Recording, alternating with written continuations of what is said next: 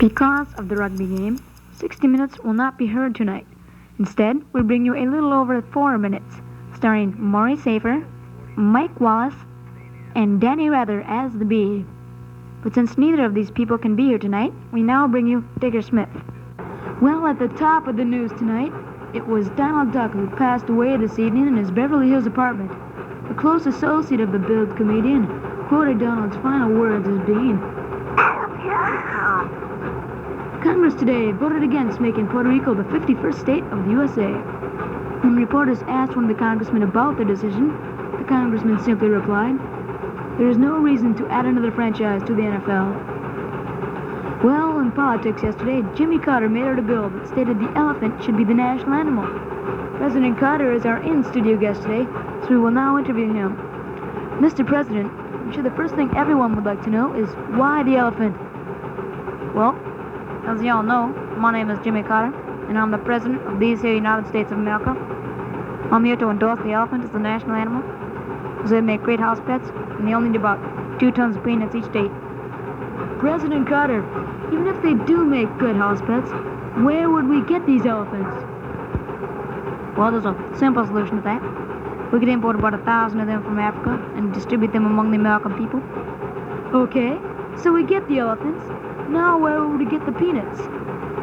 Well, I do believe they have some peanuts down in Plains, Georgia for the American people to buy. President Carter, if Congress passes this bill, would that mean the elephant would be on billions of government dollars? Yes, that would be true. But I think it's good for the American people to have change. President Carter, is there anything you'd like to say to wrap up this interview?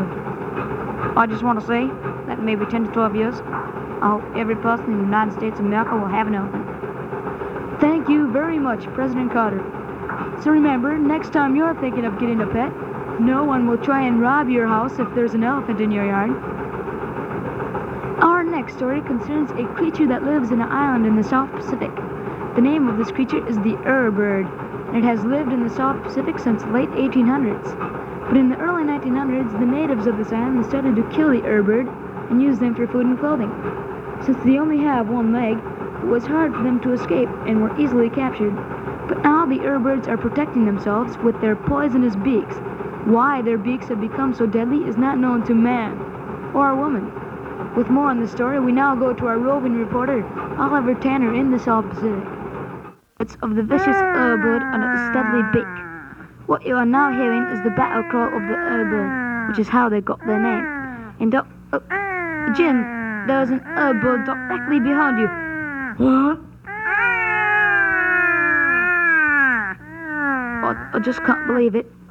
Jim the technician, a victim of the bird. Oh well.